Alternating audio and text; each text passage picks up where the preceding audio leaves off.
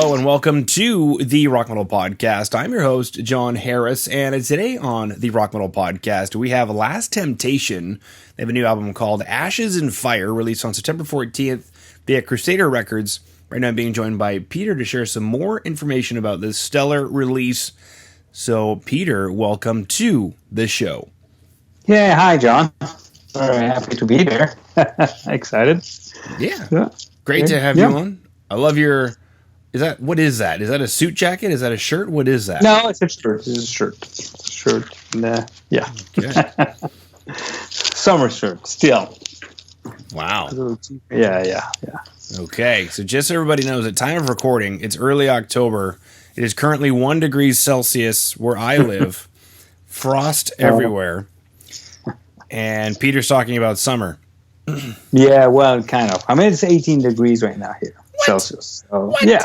That's summer for us. Sorry. No, it's... Well, yeah, but no. You got me there. I want to make a joke like that, but... Yeah. No, I know. It was a bad summer, though, here. It was really bad. It was not taking off. Mm-hmm. All right. Well, ours took off too hot. It was a mess, Peter. It was ashes and fire. Quite literally ashes and fire. Yeah. So hot? It was so hot, and then we had lots of forest fires that were going on around us. I saw that. Yeah. So take us through this album, Ashes and Fire. Is it... I mean, obviously, I just tied it into something that really happened, forest fires and whatnot, and its effect on, climate change and whatever, which is kind of making a very serious thing out of a record. But what is this album about? Is it about something? Well, yeah, it's about people and egos, really. It's I mean, the singer is, Bucho is writing a lot about, it's not negative, but it's just like, we're going to call the album, we retitled it to Fuel for My Soul, which is another song, but it's Ashes of Fire, or we have a new single coming out, Stronger Than Fate. It's people that try to overdo themselves and try to beat fate or beat whatever, and not taking care of each other anymore. And, it can be, pollution, human relation, everything. It's not dark, but it's just, a comment about what's going on right now in our society, which, even though music is more like Sabbath, even some 80s stuff, it's a pretty serious subject that he's talking about, and just a bit, I would say, a vision, an outside vision of what's going on right now in the world. I mean, it seems a bit messy to us. We want to have fun. That's what music is all about. We're not political in any way, form, or shape. I mean, we're not pretending to be political either. I mean, it's not our job. Our job is to have fun and to entertain people. I don't think you want to go see a show and we remind you that you don't have a job or you broke. Or, I mean, come on. We want to have some fun out of it. And I think I'm missing that too, in some music of today. It's just, good old fun, even though we can have subject that people can reflect on. And maybe say, hey, that's I can relate to that too. So, kind of serious, isn't it, for a metal band? Well, I mean, for a rock band, I don't call myself metal. But okay, well, that's an interesting question. Metal versus rock. Is it sometimes? I don't know. In my mind, what I do is I make like a big, sexy, sloppy band like Led Zeppelin, and I go, that's rock. And I go something tight and precise like Judas Priest, that's metal. But I mean, that's such a I don't know, simplification. That's not even a real word, Peter. No, but I will use it too. It's like, I like it. But I feel the same way, I mean, to me, rock, I mean, Kiss is rock. You can, or Aerosmith, or all these bands that you can find in metal festivals. Well, they rock. Or, I mean, okay, let's say hard rock. If someone or heavy rock, but metal to me it's really like Pantera or like you say Priest, but Metallica at one point, or which Metallica to me became a rock band as well because it crossed some lines to Metal is more like really something a bit more brutal. Double bass, especially now. Nowadays, you have all these amazing drummers that compete on double bass. And rock is more like the group, you know. And yeah, it's all production as well. Priest, Painkiller is a metal album. There's no doubt about it. And I agree with Zeppelin or AC/DC. They're rock bands. I mean, or hard rock, if you want to call it. Mm-hmm. You know, yeah. What do you want to call the Who? You know, are they rock or are they hard rock? You know, and the kind of everything. So yeah, very true. In the comments down below, let us know what you think. What is rock? What is hard rock? What is metal? What is heavy metal? How come metal can't be hard? Could you have hard metal? Could you have? You can have heavy rock, can't you? Man. Yeah, heavy rock. Yeah, yeah. That's more what I say about Last Temptation. It's rock. It's heavy rock, but it's rock. Or, you know, Sabbath. What is Sabbath? Is it rock or is it metal? That's true. You know, it's. What was it in 1970, and what is it now? Yes, that's the thing too. No, I mean, can you compare Lamb of God and Black Sabbath? No. Even though, I mean, to me, Tony Iommi created all the riffs that we can rip off right now, any band, you know. But yeah. Yeah.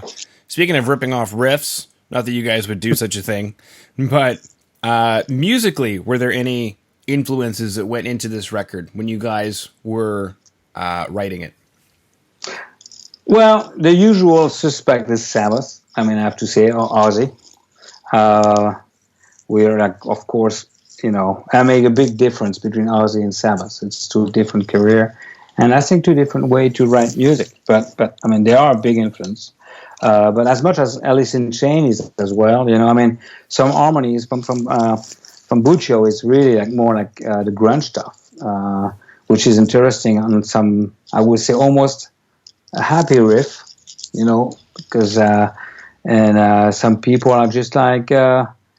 You know, he's putting a twist on something that you would expect something else to be sung on, and he doesn't. I mean, he has all this influence. He loves R&B, you know, but I mean the old school one. He loves all this stuff. He loves Bon Jovi, and I come more into the heavy stuff. You know, I'm more into Sabbath, Pantera, and so it's a mix. I have to say of everything. And our bass player is more like a stoner rock. So he has bass line, they're very interesting. He's tuning also a certain way that it sounds different in music. So it's a mix of all the stuff that we grew up on and we loved. And so yeah, but mainly, I mean, I would say Sabbath, grunge, and Ozzy, of course. That's really what you can find, I think. Mm-hmm. Yeah. Now, something I've got here across my desk is that for this album, 16 tracks were written, but only 11 made the cut. Actually, 60 tracks. 60? 60 tracks were on demos. We have all the demos. And what we do is like we're going to throw everything away. We're already working on the third one. And this one is not even out yet. But with you know, lockdown, COVID, we had time to write and to think about new stuff. But yeah, we wrote. I mean, Buccio came and said, you know, in the 80s, I love all these bands that come and say, well, we picked up the 10 best songs of the 40 songs we made and or we recorded, and I want to do that. I said, okay, well, let's do 60 tracks then, and you pick up, you know, you can pick up everything you like, and we go from there, and that's what we did. Okay. And which is tough sometimes because everybody in the band has a certain way to see stuff. So they're like, well, I like that one. I want that one to be on the record. But at the end, we voted and we picked up the one that I'm most voted in the band. I mean, hopefully people are going to vote this one as well. Yeah. We'll call in right now, like a Eurovision competition. Which song's going to make it? Yes. Very cool. Now, when you guys were picking the songs, were they just demos and you guys were choosing which ones to develop, or were they a little more developed when you guys were choosing them? Okay, demos. When I say demos, it's a finished song. It's not studio quality, like it's not record quality, but it's there. Everything is on there.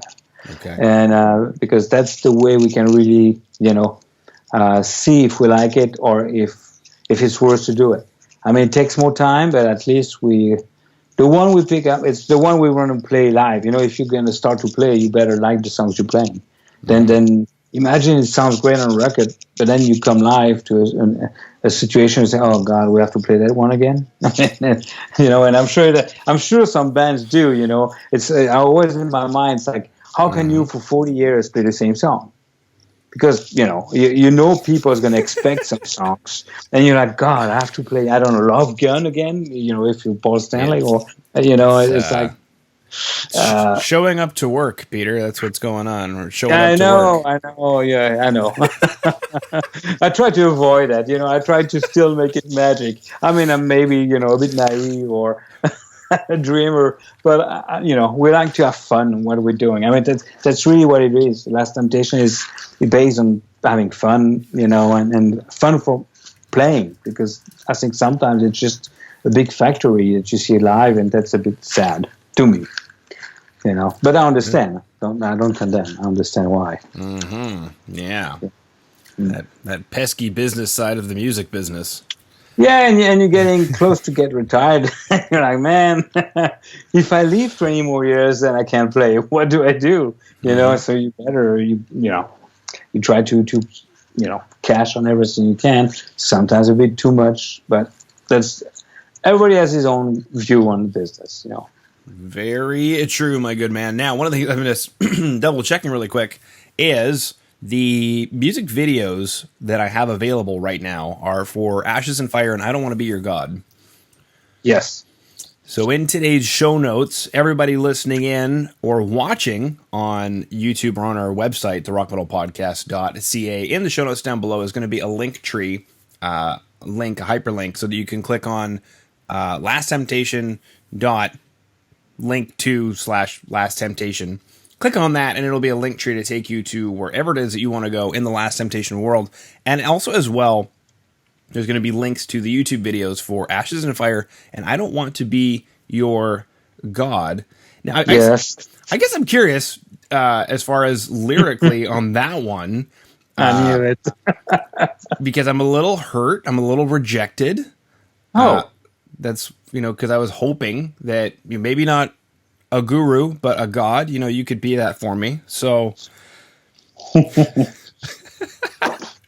how come? What's going on? What happened? What did I do wrong? No. Hey, it's only rock and roll. No. But well, lyrically, it's really God talking to the human race. And he's just fed up. I mean, he creates something that he doesn't want to be the God anymore. I mean, he just doesn't recognize himself in the situation that human people are right now. It's just like he's tired of it. He doesn't want to carry all this pain that actually people are making to themselves. And he said, I don't want to be your God anymore. It's not my job anymore.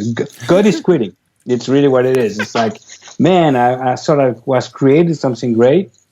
They didn't listen or whatever. We're not a Christian band. I mean, I'm not, me personally, I'm not even a believer, but it's just like, I quit.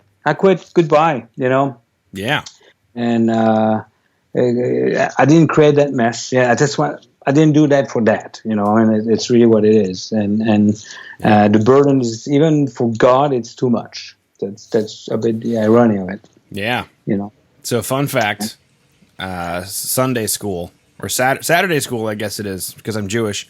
But in the Jewish faith, we understand, quote unquote, that we are the third attempt for God to make human beings, because the first couple of times he thought, you guys suck bad, and he wiped them out and erased them and started again, and then they were still just evil, disgusting people, wiped them out, started again. And so I think we're the third or fourth. Yeah, it's probably not, I'm probably not sure if I talked to Butcher. It's probably one of the reason he wrote that. And, and yeah, to me it was fun in a way that, the way he brought it makes sense. It's like, really, think about being God and created that. And you see everybody killing themselves, all this crazy race. Everything going on in the world right now, it's just like, wow, did I really do that?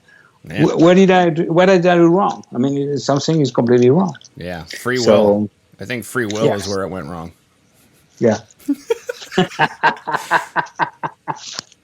Now, speaking of free will, baby, I'm watching the music video and I'm zooming in on this. What is it a real guitar that you're playing? It looks like the biggest Les Paul I have ever seen in. It is a real one already, because I'm not 7 foot tall, so it looks also a bit bigger, and it's a 7-string. So yeah, and it's all white. 7-string Les Paul from Epiphone, and it's I mean, it's pretty heavy too, which I have to carry it for 2 hours at night. It's kind of funny. Maybe like a studio guitar, so you could sit with it, but then live, maybe get something chambered so that it's easier on your back. Yeah. No, but I like it. I like to suffer. That's what rock and roll is all about, no? The suffering, that's right. Cool. Suffering, especially when you look at your bank account. I'm teasing. This is very true. Very true. Yes, I know. Yeah, podcasting's even worse. You guys get money when your songs stream. I don't even get money when podcasts stream, because they never thought maybe we should make that model somewhat similar. I could use, fractions of a penny from this interview. That would be fun. No, well, I mean, it should be too. I mean, it's media, right? Yeah. And so. Now, take us through a 7-string Les Paul. I'll be honest, I've never seen one before, but that sounds cool. And these are what, 707 pickups in it? Yes. Uh-huh. Absolutely. EMGs. I love EMGs. I have to say, I can't live without it. Yeah. Well, I mean, you're starting off. I'll just say you're starting off right. I know that for a lot of guitar players that are listening in right now, they're probably going, nah, but I know. Hey, if you've got an overdrive pedal, it's arguably the same thing, and your overdrive pedal also takes a battery. So, Yep. And yeah, I know. And I'm really on stage. I don't use pedals. I mean, I'm very like meat and potato. But, it's the less I have to control, the better I feel, and the safer I feel too live. I mean, I got already the transmitter, just a wireless system, and that's it. That's enough. And got great Blackstar amps, and it sounds amazing. So I'm just happy with it. Yeah, that's what I was scanning through. I was scanning through the video right now because the bass rig I could see pretty quickly was like an Ampeg SVT type dealio. Yes. But I was curious. Okay, so we got a 707 7-string running into what? And it looks like you've got your Blackstar half stack there. Take us through that. Is that the tone on the record? It is. It's a Blackstar. That's it. And it's an HD, actually. It's a digital sounding amp, but they have a new filter on it that sounds really like tubes. And man, I mean, a lot of people listen to it and they can't believe it is Blackstar HD, but it is. And I used to have a lot of tube amp, but live when you're going on the road, can be a problem sometimes because it's fragile. And this one, I mean, you set it up already, it's programmed the way you want to, and every night is deliver the same sound. And no bad surprise. And I got a few, heads like this. So in case one is, act a bit different than it should be, I got another one right away. It's the same sound. Nothing changed. That's amazing. Mm-hmm. I agree with you. It's just simplify so you don't have so much trouble. Simplification.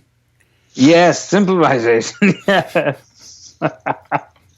And that's the best way. I mean, you go on the road and you have. I remember in the '80s when you go there and I get problems with all these tracks and you don't know where the problem come from.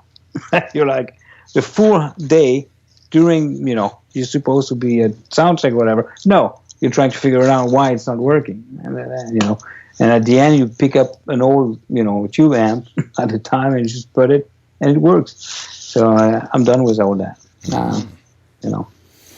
Groovy, baby. Sweet. So we chatted today about the new album from Last Temptation, Ashes and Fire, out September 14th via Crusader Records. We'll be able to consume that wherever you consume music. So, for example, if you're listening on Spotify right now, just head over. If you're on Apple Music, just head over. Also, as well, in today's show notes, if you're interested in connecting with the band or maybe getting some merch from the band, there's a link to the link tree for Last Temptation. And if you're curious to check out the music videos for Ashes and Fire and I Don't Want to Be Your God, they are also available in today's show notes. And that concludes my questions. We finished up chatting about EMG 707s, Blackstar amps, digital stuff. We even chatted about rock versus metal, and if you could end up having hard metal, which would be, I'm going to invent that style, I guess. Post-melodic. The hard metal. Yeah, progressive hard metal. Well, good work. Good luck, too. Thank you. As well as we created a new word, simplification. Yes, it might be the band name too. So for your hard metal band, then it will be two different new meanings. Yeah, exactly. Beautiful. Well, Peter, thank you so much for coming on to. Oh, thanks so much. Sorry, catch you. It's okay. Sorry. It's okay. It's okay. I was going to say thank you so much for coming on to the Rock Metal Podcast today, and then you were just so excited that you just you said thank you, and that's okay. No. No, but thank you so much to have us. To have me. The other guys are not there today, but thank us. We thank you a lot for this promotion and everything. It's great. It's been great. Thanks so much.